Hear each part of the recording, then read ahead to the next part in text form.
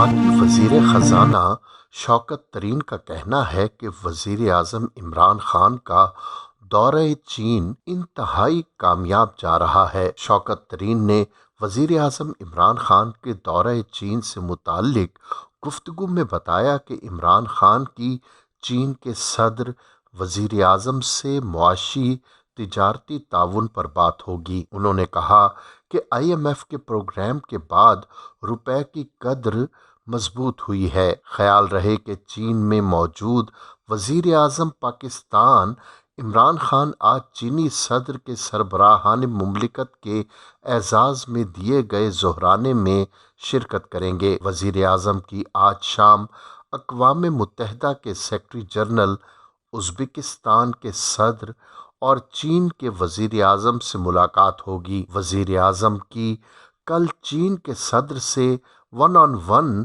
ملاقات ہوگی۔ معروف تجزیہ کار، اینکر پرسن اور سینئر صحافی حامد میر نے کہا ہے کہ پاک سعودی تعلقات بیک ٹریک پر آ گئے ہیں۔ تاہم دونوں ملکوں کے درمیان پہلے جیسی گرمجوشی تو نہیں، لیکن برف پگھل چکی ہے۔ پاکستان نے اسرائیل کو تسلیم کرنے کا دباؤ قبول نہیں کیا، لیکن لگتا ہے کہ پاکستان نے یمن کے معاملے میں ریویو کیا ہے۔ بھارت کے ساتھ فروری میں ہونے والا معاہدہ اور بیک ڈور رابطے بیرونی دباؤ پر شروع ہوئے، جبکہ سعودی عرب نے بھی وعدہ کیا ہے کہ وہ دونوں ملکوں کے تعلقات بہتر کرنے کے لیے اپنا کردار ادا کرے گا۔ پاک سعودی تعلقات میں بہتری کی قیمت کیا ہے یہ ابھی نہیں پتا، لیکن پارلیمنٹ کو اعتماد میں لیے بغیر خطے کی خارجہ پالیسی میں کوئی بڑی تبدیلی کی گئی تو اس کا فائدے کی بجائے نقصان ہوگا۔ ہندوستان اپنی ڈبل گیم کے ذریعے پاکستان اور کشمیری قیادت کے درمیان غلط فہمیاں پیدا کرنے میں کامیاب ہو چکا ہے۔ نجی ٹی وی چینل کے پروگرام میں خصوصی گفتگو کرتے ہوئے حامد میر نے کہا کہ کل جب وزیر اعظم عمران خان کا وفد سعودی عرب پہنچا تو واقعی ان کا سعودی ولی عہد شہزادہ محمد بن سلمان نے جدہ ایئرپورٹ پر خود جا کر استقبال کیا۔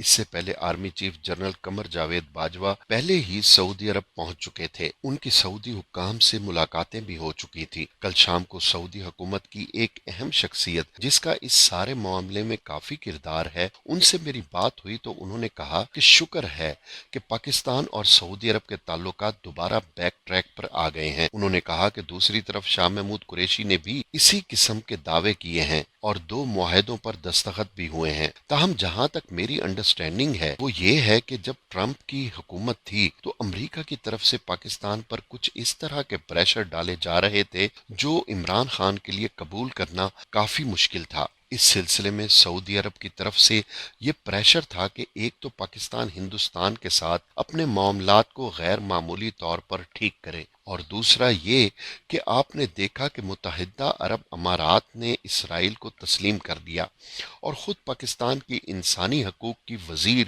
شیریں مزاری نے سعودی عرب کا نام تو نہیں لیا، لیکن انہوں نے یہ بھی اس بات کی تصدیق کی ہے کہ پاکستان پر دباؤ تھا کہ اسرائیل کو تسلیم کر دیا جائے، لیکن پاکستان نے وہ دباؤ قبول نہیں کیا۔ اس کے علاوہ یمن کے ساتھ سعودی عرب کا جو تنازع ہے، پاکستان اپنی فوج بھیج دے، لیکن پاکستان نے اپنی فوج نہیں بھیجی، بلکہ پاکستان نے ایران اور سعودی عرب کے درمیان ثالث کا کردار ادا کرنے کی کوشش کی۔ اس پر سعودی حکومت ان سے خوش نہیں تھی اور ایک ڈیڈ لاک کی صورتحال تھی۔ حامد میر نے کہا کہ اس وقت تو یہ بھی خبریں آ رہی تھیں کہ سعودی حکومت اتنی ناراض تھی پاکستان کو دیا جانے والا قرض مقررہ مدت سے پہلے ہی انہوں نے واپس مانگ لیا تھا۔ یہ ایک ایسی صورتحال تھی، لیکن اس کے بعد ٹرمپ کی حکومت ختم ہو گئی اور جو بائیڈن کی حکومت آ گئی۔ ٹرمپ کے اور سعودی عرب کے بڑے اچھے تعلقات تھے، لیکن جو بائیڈن کے سعودی عرب کے ساتھ اتنے اچھے نہیں ہیں، اور اسی طرح جو بائیڈن کے پاکستانی حکومت کے ساتھ بھی اتنے اچھے تعلقات نہیں۔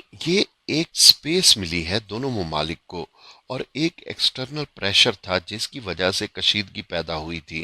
اب وہ پریشر ختم ہو گیا ہے، بلکہ اب امریکہ میں ایسی حکومت ہے جس کے دونوں ملکوں کے ساتھ تعلقات اتنے اچھے نہیں ہیں۔ انہوں نے کہا کہ تیسری بات یہ ہے کہ شاید اب پاکستان نے یمن کے معاملے میں ریویو کیا ہے۔ پہلے تو پاکستان یمن کے معاملے میں غیر جانبداری کا کردار ادا کر رہا تھا، تاہم اب سننے میں آ رہا ہے کہ پاکستان کی طرف سے سعودی عرب کی جغرافیائی سالمیت ہے، اس کو اگر خطرات لاحق ہوئے تو پاکستان نے یقین دہانی کرائی ہے کہ ہم آپ کی بھرپور حمایت کریں گے۔ اس کے علاوہ انڈیا اور پاکستان کا معاملہ ہے، اس پر آپ جانتے ہیں کہ ایک بیک چینل شروع ہوا ہے۔ اس میں بھی سعودی عرب نے پاکستان سے وعدہ کیا ہے کہ وہ کوئی کردار ادا کرے گا، اور بھی دو تین چیزیں ہیں جس کی وجہ سے پاکستان اور سعودی عرب کے جو تعلقات ہیں وہ بیک ٹریک پر آ گئے ہیں۔ تاہم ابھی یہ نہیں کہہ سکتے کہ وہی پہلے جیسے گرم جوشی ہے، لیکن برف پگھل چکی ہے۔ ایک اور سوال کے جواب میں حامد میر نے کہا کہ ہمیں دعا تو کرنی چاہیے کہ اللہ کرے کہ پاکستان اور سعودی عرب کے درمیان تعلقات بہتر ہو جائے، لیکن اس کی قیمت کیا ہے یہ ہمیں ابھی پتہ نہیں ہے۔ پاکستان اور سعودی عرب کے تعلقات میں بہتری کی کوئی بھی مخالفت نہیں کرے گا، لیکن اگر اس خطے میں پاکستان کی جو خارجہ پالیسی ہے اس میں آپ پارلیمنٹ کو اعتماد میں لیے بغیر کوئی بہت بڑی تبدیلی لے کر آتے ہیں تو اس کا ہمیں فائدہ نہیں نقصان ہوگا۔ آسٹریلیا میں ایک 54 سالہ خاتون اپنے بیٹی کے بچے کو جنم دے کر ملک کی عمر رسیدہ ترین سرفگیٹ کسی اور کا بچہ اپنی کوکھ سے پیدا کرنے والی متبادل ماں بن گئی۔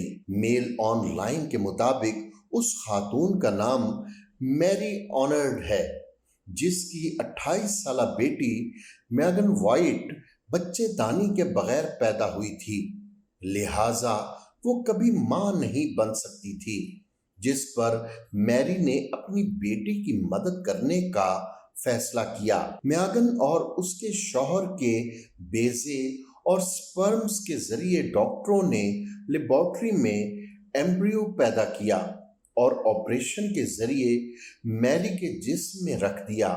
میری نے اپنے اس نواسے کو اپنے پیٹ میں رکھ کر پرورش کی اور گزشتہ دنوں اس کے ہاں اس بچے کی پیدائش ہو گئی۔ سرجری کے ذریعے پیدا ہونے والا یہ بچہ مکمل صحت مند ہے۔